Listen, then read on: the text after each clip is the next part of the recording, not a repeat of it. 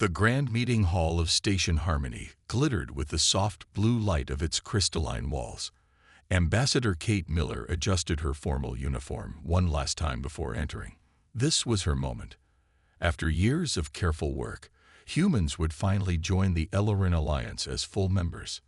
Kate walked with purpose toward the center of the hall where the Ellerin High Council waited. Their tall, slender forms and shimmering skin made them look almost like living statues. The lead counselor, Siren, stepped forward with arms outstretched in the traditional greeting. Ambassador Miller, we welcome Earth to these proceedings with open hearts, Siren said. Kate bowed slightly. The people of Earth are honored by your welcome. We look forward to a lasting friendship between our worlds. The other ambassadors from 12 different alien races watched with interest. Humans were newcomers to the galactic community. Many races found them strange and unpredictable. There is one matter we must discuss before moving forward, Siren said. The Alliance requires full transparency from its members regarding military capabilities. Kate smiled, but her eyes remained careful. Of course, as I've explained in our previous meetings, Earth maintains a defensive force only. Our history taught us to be cautious. One of the other counselors, a squid-like being named Mortek, moved forward. Yet our intelligence suggests your species has extensive combat experience from your planetary conflicts. We find it curious that such knowledge seems deliberately understated in your reports. Kate was about to respond when the station's alarms began to wail. Red emergency lights replaced the peaceful blue glow. A young Ellerin officer rushed into the chamber. High Council. Unidentified vessels have appeared at the outer marker. They're not responding to hails. The main display activated, showing 20 large ships with sharp, aggressive lines. They were black as space itself, with glowing red markings along their hulls. Siren's face showed shock. The Nexus Horde. They found us. The station shook violently as the first weapons hit the outer shields. Kate grabbed a nearby railing to steady herself. What is the Nexus Horde? She demanded. A race we believed was contained to the outer rim, Siren explained as another blast rocked the station. They consume everything in their path. No negotiation, no mercy. The communications officer shouted over the noise. Shields at 40%. They're deploying boarding crafts. Kate made a quick decision. She accessed her secure communicator. This is Ambassador Miller initiating Emergency Protocol Alpha. Station Harmony is under attack by hostile forces. Siren looked at her with surprise. Who are you contacting? Earth Command. They need to know what's happening. Kate turned to the Council. How long until your defense fleet arrives? The Council members exchanged troubled looks. Our nearest ships are 3 days away. The Alliance has enjoyed peace for so long. Kate understood immediately. The Ellerin Alliance was unprepared for a real war. Another explosion, larger than before, sent everyone to the floor. The lights flickered and emergency barriers began closing throughout the station. Ambassador, you must reach the evacuation pods, Siren urged. As our guest. I'm staying to help, Kate said firmly. But our ship needs to break away. Someone has to warn both our peoples about what's happening here. Through the main viewport, Kate could see dark shapes attaching to the station's outer hull. The Nexus Horde was cutting their way in. Go to the command center, Kate told her aide, Paul. Use my clearance to send the full tactical data to Earth. Everything we're seeing. Paul hesitated. What about you, Ambassador? Kate checked the small sidearm hidden in her jacket. I'm going to buy everyone some time. As Paul ran toward the command center, Kate turned to the frightened Ellerin Council. Today was supposed to be about diplomacy, but it seems the universe has other plans. The station shook again as the first of the Nexus Horde breached the outer hull. In the distance, alarm klaxons blared and screams echoed through the corridors. The peace of the Ellerin Alliance was over, and humanity's true nature would soon be revealed to the stars. Fleet Admiral Victor Ray stood on the bridge of the Ellerin flagship Guardian Light as reports of destruction poured in from across Alliance space. His blue uniform, once a symbol of peace and order, now felt like a costume. 3 weeks had passed since the attack on Station Harmony, and the situation grew worse by the day. "Sir, we've lost contact with the colony on Praxis IV," reported Commander Gila, her voice tight with exhaustion. "That's the 5th world to go dark this week." Victor closed his eyes briefly. Praxis IV had over 2 million inhabitants. Any evacuation ships get out? 2 transports reported jumping to hyperspace. Capacity of 8,000 total. The bridge fell silent as everyone did the terrible math. Another world lost. Another failure to protect their people.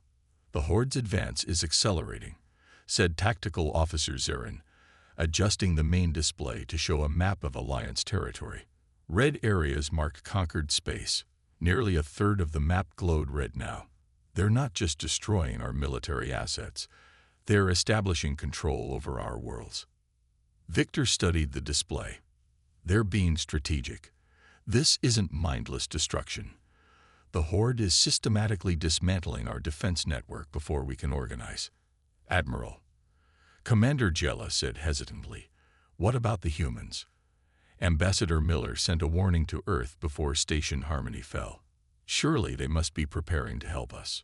Victor turned to the communications station. "Any response from Earth?"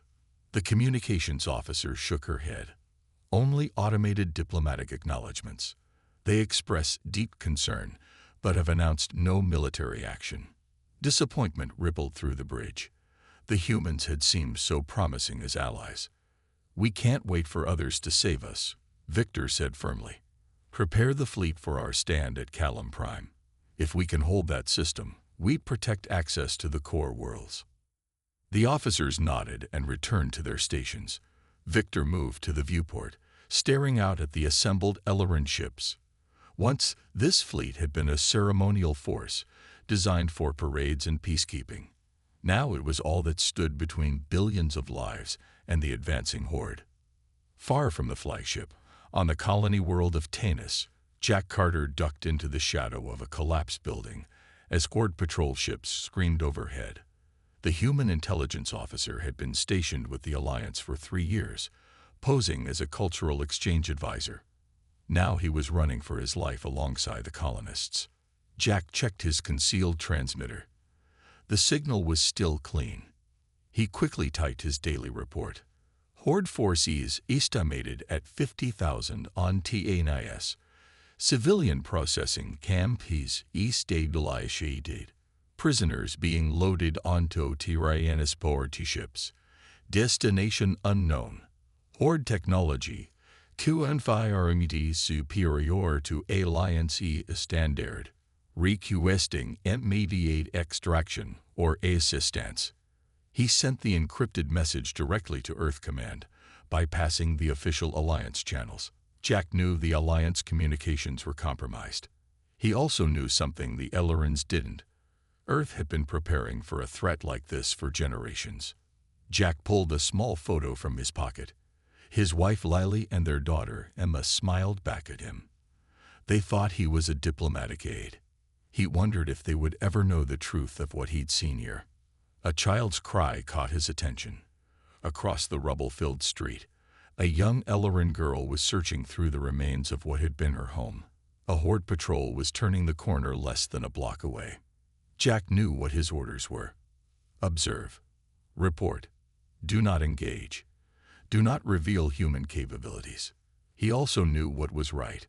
Jack slipped his transmitter into a secure pocket and moved quickly toward the child. "Hey," he whispered, reaching her just before the patrol would spot her. "We need to hide. Come with me." The girl looked up with large, terrified eyes. Jack gently took her hand and led her to safety behind the ruins. Across the sector, similar scenes played out as refugees fled the Horde advance. Alliance military vessels, overwhelmed and outgunned, fought desperate holding actions to cover civilian evacuations. On Earth, classified meetings were taking place. Decisions were being made. The Alliance was falling, but humanity was watching. and humans had their own way of fighting wars. General Samantha Powell walked with purpose into the large underground chamber beneath the Rocky Mountains. The Earth Galactic Senate was in emergency session. 50 men and women sat in tiered seats, their faces grim as reports from Alliance space continued to arrive. Samantha stood at the central podium, her military uniform crisp and her gray hair pulled back tightly. She had fought in 3 wars on Earth. She knew what was coming. Senators, the Nexus Horde has now taken 32 Alliance worlds. Their advance continues unchecked. The Elleran military has suffered devastating losses. Our intelligence officer Jack Carter reports they will reach Allura Prime within 2 months. A tall man with a thick beard stood. Senator Alan Blackwell had opposed military expansion for years. And why should Earth involve itself in an alien war? The Alliance never asked about our defense capabilities until they needed them. We've kept to ourselves for good reason. Samantha tapped her screen, bringing up images of Horde ships. The Nexus Horde isn't stopping with the Alliance. All data indicates they consume every resource in their path. Earth will eventually be targeted.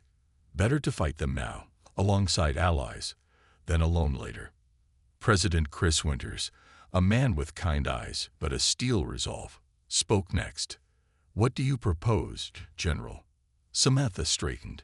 Deploy the first interstellar expeditionary force. Reveal our true military capabilities and stop the Horde's advance. The chamber erupted in debate. Earth had maintained a careful image in galactic politics, a young, somewhat primitive species still finding its place among the stars. Few outsiders knew the truth. Humans had been preparing for war across the galaxy for generations. In a small apartment in Washington, D.C., Lieutenant Diane Howard watched the news with growing tension. Reports spoke vaguely of diplomatic concerns regarding the Alliance. The public knew little about the true threat. Her comm unit beeped. The message was simple. Rari priority to U.S. Defiant. Deployment QOD Sundown.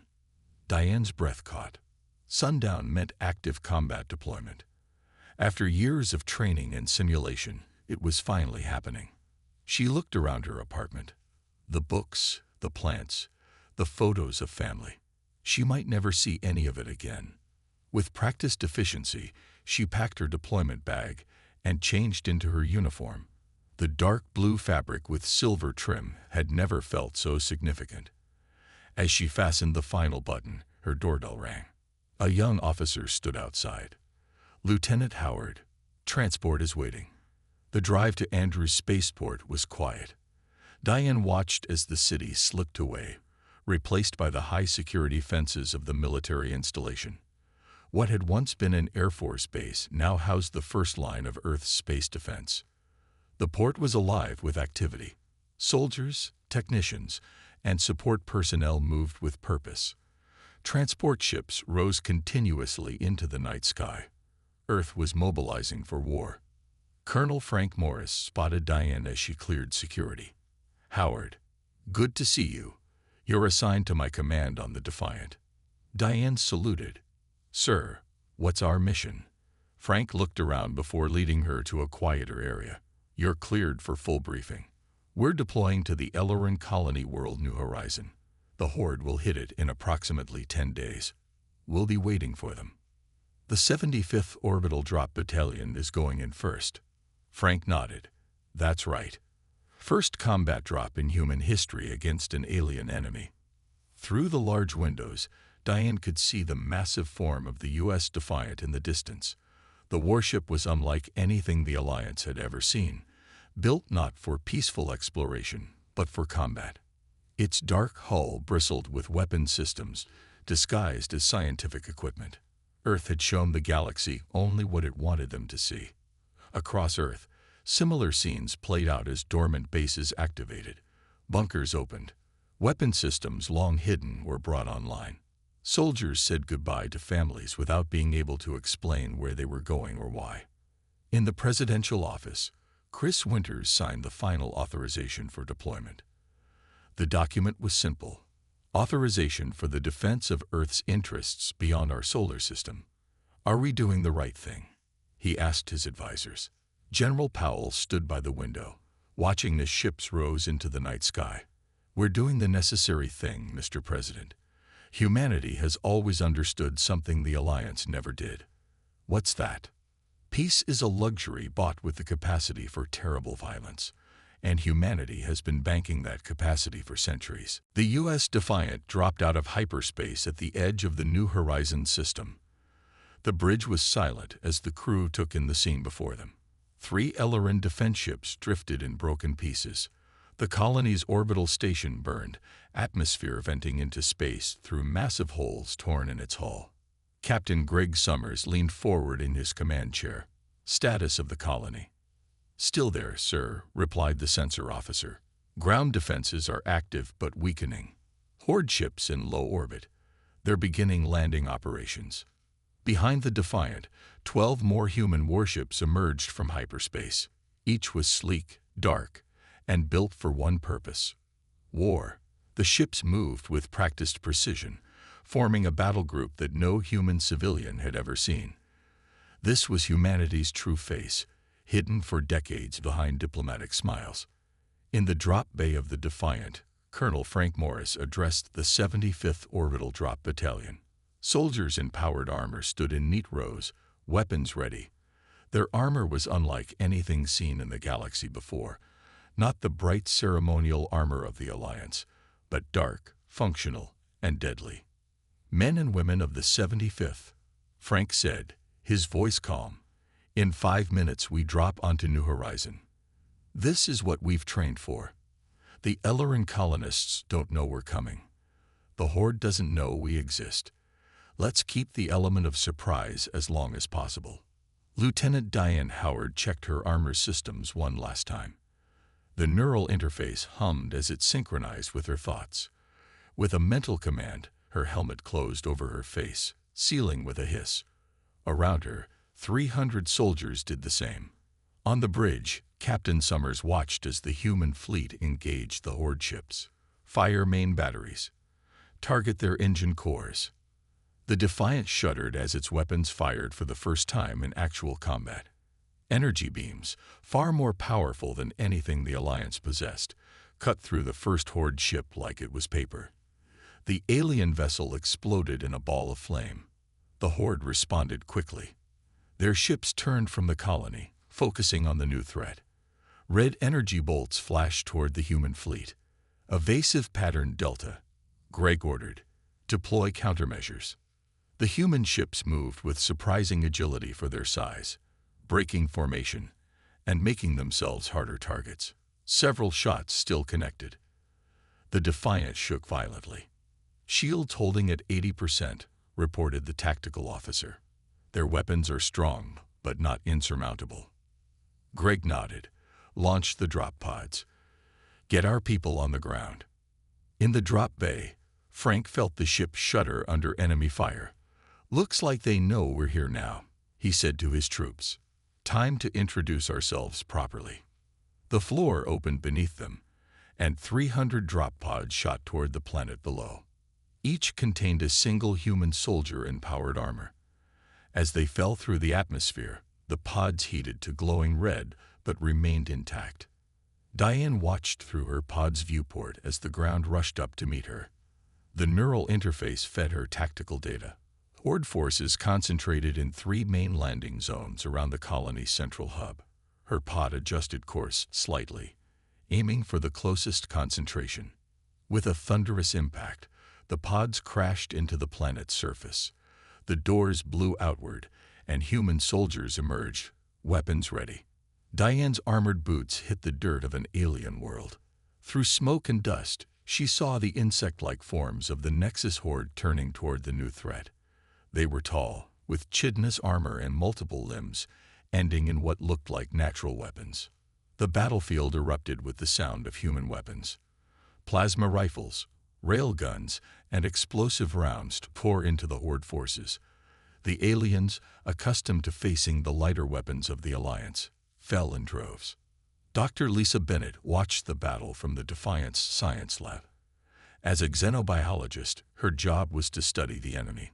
The ship's sensors captured everything: how the Horde moved, how they fought, how they died. There, she said, pointing to a scan of a Horde soldier, the joint between the head carapace and body armor. It's weaker than the rest of their protection. A communications officer forwarded the information to the ground troops immediately. Within seconds, human soldiers adjusted their aim. On the surface, Frank led a charge against a Horde position.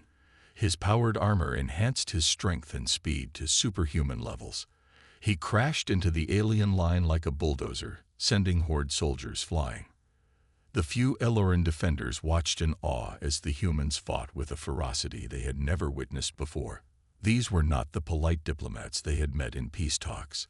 These were warriors, born from a world that had known war for millennia. And for the first time since the invasion began, the Nexus Horde was retreating. Commander Ryan Douglas walked through the makeshift training grounds set up outside the New Horizon colony. 2 weeks had passed since the human forces had driven off the Nexus Horde. Now the real work began. Before him stood 50 Eloran volunteers, their slender frames looking almost fragile next to the human soldiers. The Elorans wore simple training uniforms rather than their usual colorful clothing. They watched Ryan with a mixture of hope and uncertainty. "I know this isn't what you're used to," Ryan said, pacing before them. "The Alliance taught you that violence was a last resort. That diplomacy solves all problems. That's a beautiful ideal, but the Horde doesn't share that view." He picked up a human rifle and held it out. The weapon was heavy, designed for combat rather than ceremony. "This is not a symbol, it's a tool, and I'm going to teach you how to use it to defend your homes." In the colony's command center, Admiral Victor Rice met with General Samantha Powell. The Eloran officer still looked shocked when he glanced at the tactical displays showing the human fleet. "You had these ships all along," Victor said. "Your diplomats showed us vessels half this size with a quarter of the firepower." Samantha nodded. "Humanity learned long ago not to show all our cards at once. We've been fighting wars against ourselves for thousands of years. Only recently did we unite." "My people thought warfare was a sign of an immature species," Victor said quietly. "Sometimes it's just a sign of a realistic one," Samantha replied. "Now let's talk about taking back your core worlds."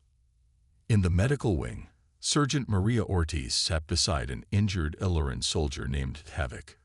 Her armor was off, revealing the tattoos that covered her arms, reminders of battles fought on Earth and its colonies. "Your kind fights differently than I expected," Havoc said, his voice weak.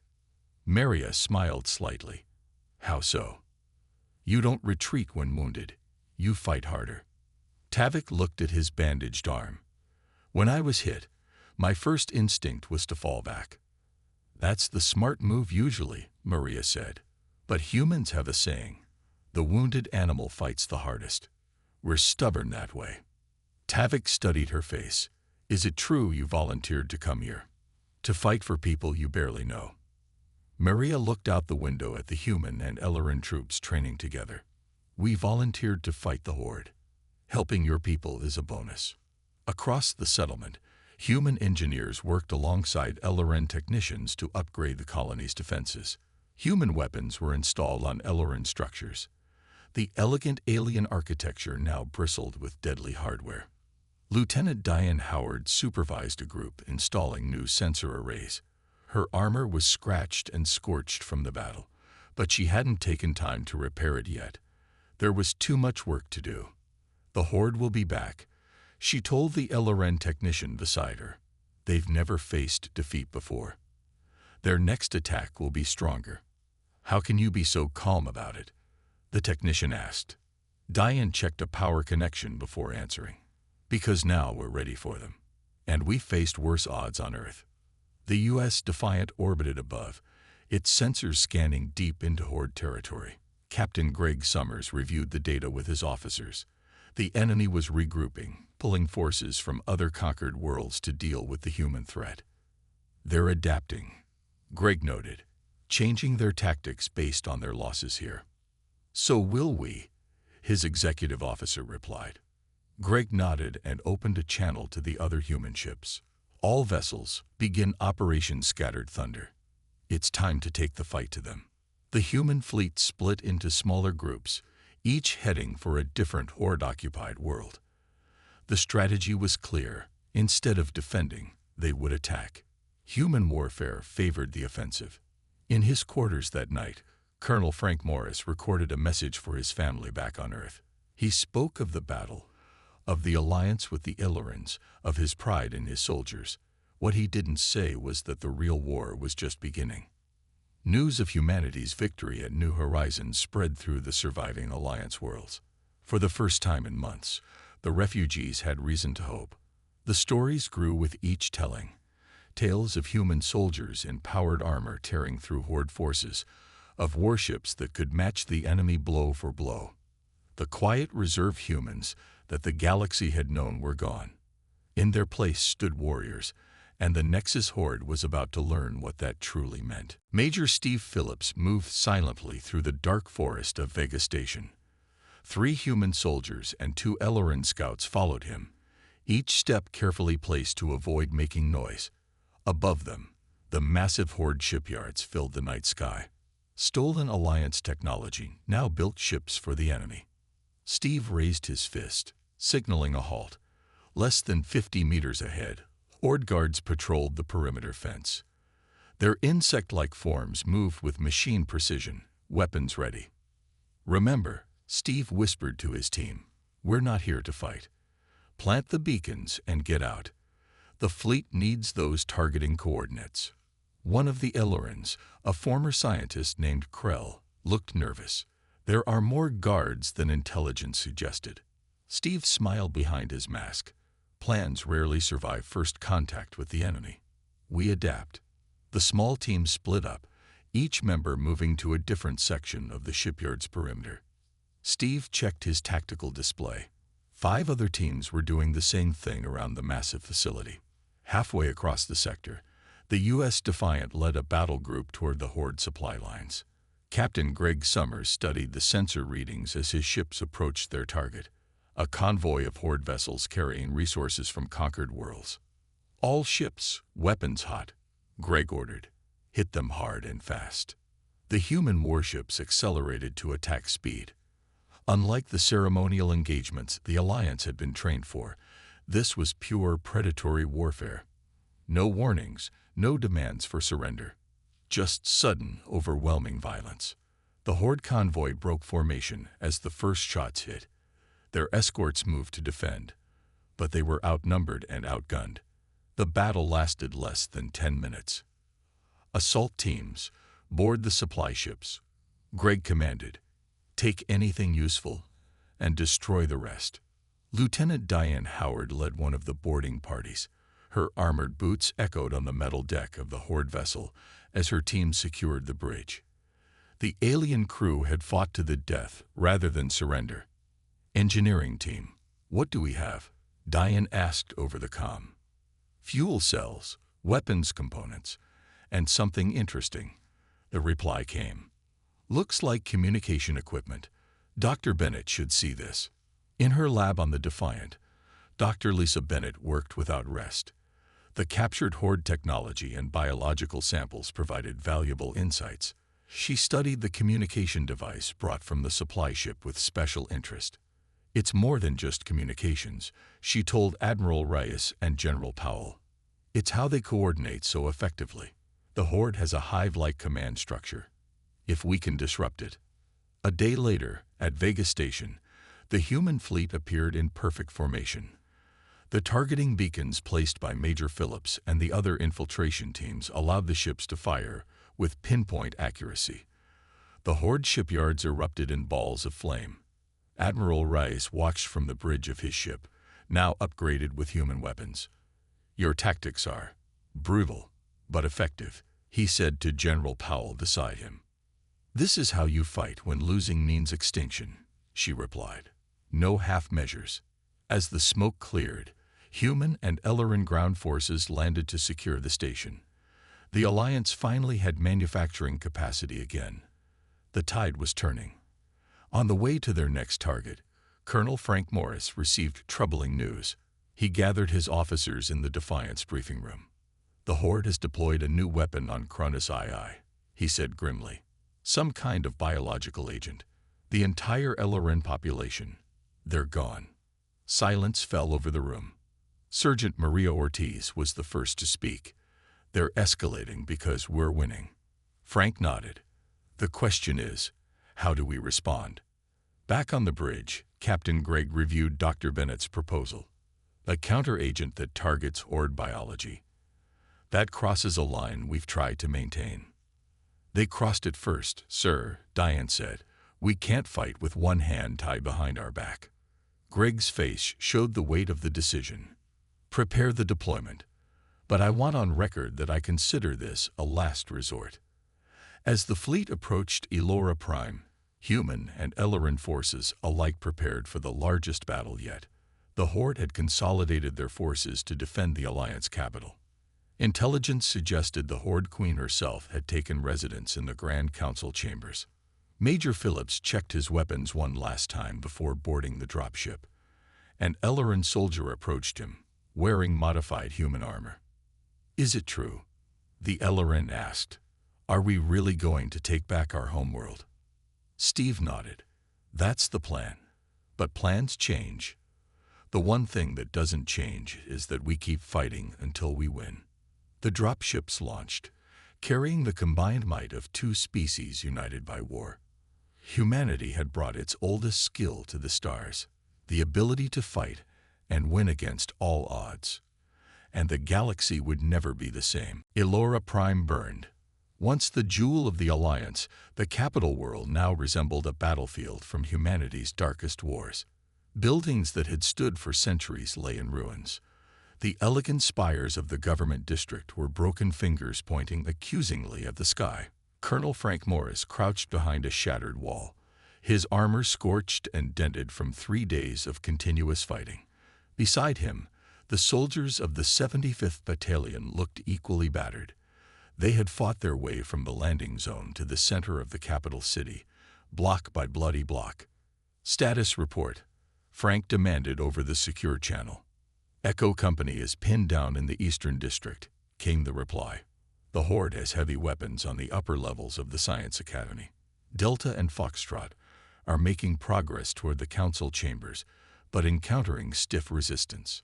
Frank checked his tactical display. The battle for Elora Prime had become a meat grinder. The Horde defended the capital with fanatic determination. They knew the symbolic importance of the world. 5 kilometers away, Sergeant Maria Ortiz led her squad through the underground transit tunnels. The Ellerin soldiers accompanying them provided guidance through the maze beneath the city. Tavik, now bearing the scars of several battles, pointed ahead.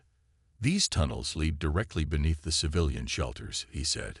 "If the Horde breaks through the upper defenses, thousands of my people will be trapped." Maria nodded grimly. "Then we make sure they don't break through." She turned to her squad. "Set up defensive positions here. No retreat, no surrender." As they prepared their weapons and placed mines at key junctions, an urgent message came through from command. Maria's blood ran cold as she listened. "Understood," she said finally. "We'll hold as long as we can." She turned to her soldiers. "The Horde is sending reinforcements this way. A lot of them. Command can't spare anyone to help us. We're on our own." One of the human soldiers, a young private from Arizona, checked his ammunition. "How many are coming?" "All of them, apparently," Maria said with a grim smile. "Looks like we're the lucky ones today." In orbit above the planet, the space battle raged with equal intensity. The U.S. Defiant and the remaining human warships fought alongside the rebuilt Ellerin fleet. Captain Gregg Summers had led a daring assault on the Horde's orbital defenses, but the mission had gone wrong. Lieutenant Diane Howard stood on the bridge of the Defiant, now acting as commander. Captain Summers had been on the assault shuttle that crashed into the Horde command platform. His status was unknown. "Multiple bogies, bearing 350, reported the tactical officer. "They're making another run at our flank." "Roll starboard and bring main batteries to bear," Diane ordered. Her voice was steady despite the chaos around her. "Focus fire on their lead ship." The Defiant shuddered as it took hits from Horde weapons. A console exploded, sending crewmen flying. "Shields at 30%, someone shouted. "We can't take much more of this." Diane gripped the command chair. "We hold until the ground forces complete their mission. Those are our orders." Back on Earth, President Chris Winters watched the battle reports with growing concern. The casualty lists grew longer by the hour. Public support for the war had been strong at first, but as body bags returned home, questions were being asked. "The Ellerin ambassador is requesting to speak with you again," his aide said. Chris nodded. "Send him in." The Ellerin diplomat appeared shocked by the cost humanity was willing to bear. "My people are grateful beyond words," he said. "But your losses, we never expected such sacrifice from another species." Chris looked out the window at the rainy Washington day. "Humanity has a long history of bloodshed. If any good can come from that history, perhaps it's this. We know the price of freedom, and we're willing to pay it." In the heart of the Ellerin capital, Dr. Lisa Bennett activated the bioweapon deployment system. The counter-agent to the Horde's biology had been perfected and weaponized in record time. Her hands trembled slightly as she worked. "This goes against everything I was taught as a scientist," she told the security team guarding her. "We're supposed to preserve life, not end it." "You're preserving plenty of lives," the security officer replied. "Just not Horde lives." As the bioweapon prepared to launch, Lisa wondered if humanity was saving the Alliance only to transform it into something darker. The line between defender and conqueror had never seemed thinner. On the front lines, Frank received word that Captain Summers was alive, captured by Horde forces, and held in the council chambers where the Horde Queen had established her throne. The final battle for Elora Prime would determine the fate of two civilizations, and humanity would show the galaxy just how far it would go to win. Colonel Frank Morris led the final assault on the Ellerin council chambers at dawn. The once beautiful building now served as the Horde Queen's fortress. Its elegant curves were marred by makeshift defenses and weapon emplacements. The morning light revealed the cost of the week-long battle. Bodies of humans, Ellerins, and Horde soldiers littered the grand plaza before the entrance. All units in position, Frank confirmed over the comm. His remaining forces had surrounded the building. The 75th Battalion had started the campaign with 300 soldiers. Now fewer than 100 remained combat effective. From his position, Frank could see the other attack groups waiting for his signal. Major Steve Phillips and his Special Forces team were ready to breach from the roof. Lieutenant Diane Howard had left the Defiant and now commanded a mixed human Ellerin force at the east entrance. Sergeant Maria Ortiz and her surviving squad members covered the service tunnels below. "Remember, Captain Summers is in there somewhere," Frank reminded them. "Finding him is secondary to taking out the Queen, but if possible, bring him home." Inside the fortress, Captain Greg Summers worked at the restraints binding him to a support column. His captors had beaten him badly, but they had made a critical mistake. In their arrogance, they had discussed their defenses in front of him, not believing a mere human could understand their language. Gray had understood every word. Dr. Bennett's translation software had been recording and analyzing Horde communications for months, and now he knew exactly where the Queen was hiding. A distant explosion signaled the beginning of the assault. Greg doubled his efforts. Blood ran down his wrists as the restraints cut into his skin, but pain was temporary. Failure was forever. Outside, Frank led the charge up the main steps. His powered armor took multiple hits as the Horde defenders concentrated their fire on him. Warning lights flashed across his helmet display, but he pushed forward. "Now," he shouted over the general channel. All attack groups surged forward simultaneously. The Horde's coordinated defense faltered as they tried to respond to threats from multiple directions. On the roof, Steve's team breached through a maintenance hatch. In the tunnels below, Maria's squad fought their way past the lower guards. Diane's forces created a diversion at the east entrance, drawing significant Horde forces away from the central chamber. The plan was working, but the cost was high. With each room they secured, more human and Ellerin soldiers fell. In the heart of the building, the Horde Queen sensed the approach of the attackers. Unlike her soldiers, she stood nearly 4 meters tall, with iridescent armor and multiple limbs that ended in both natural weapons and technological enhancements. She had conquered a dozen worlds before the Alliance. She would not be defeated by primitive humans. The Queen activated the building's final defense system, a toxic gas deadly to both humans and Ellerins. As the gas began to flow through the ventilation system, she felt confident in her victory. She did not see Captain Summers, now free from his restraints, crawling through a maintenance duct toward the environmental controls. Frank's team reached the grand doors to the central chamber first. The massive entrance was sealed and heavily guarded. As his soldiers engaged the defenders, Frank received an unexpected transmission. "Morris, this is Summers. I've disabled the gas attack. The Queen is in the ceremonial hall with her royal guard. There's a service entrance on the north wall. Minimal defenses." "Copy that," Frank replied, relief evident in his voice. "Hang tight, we're coming in." He redirected Steve's team to the north entrance while continuing the frontal assault as a diversion. Within minutes, the special forces breached the smaller entrance and entered the chamber from behind. The Horde Queen screamed in rage as humans in battle armor poured into her sanctuary from multiple directions. Her guards formed a protective circle around her, but the combined fire from Frank's and Steve's teams cut them down methodically. As the last guard fell, the Queen herself attacked. She moved with surprising speed, her natural weapons slicing through one soldier's armor like paper. 3 more fell to her fury before Frank managed to engage her directly. The Colonel's armor enhanced his strength, but the Queen was still stronger. She knocked him back, damaging his suit's power system. As she moved in for the kill, a single shot rang out. The Queen stumbled, green fluid leaking from a precise wound at the joint between her head and thorax, exactly the weakness Dr. Bennett had identified weeks earlier. Behind her stood Captain Summers, holding a fallen soldier's weapon. "That's for Station Harmony," Greg said quietly.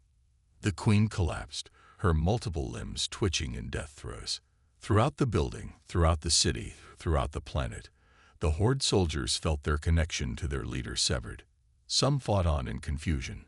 Others simply stopped, as if uncertain what to do without her guidance. Frank pulled himself to his feet and approached Greg. "Good to have you back, Captain." "Good to be back, sir." Greg looked around at the destroyed chamber. "Is it over?" "This battle is," Frank said. "The war that depends on what happens next." 3 days later, Admiral Rice and General Powell stood together at a memorial ceremony in the plaza outside the council chambers. Human and Ellerin flags flew side by side as the names of the fallen were read aloud. "Your people paid a terrible price for our freedom," Rice said quietly. Powell nodded. "That's what allies do. The question is, what happens now?" "Now we rebuild," Rice said. "Together.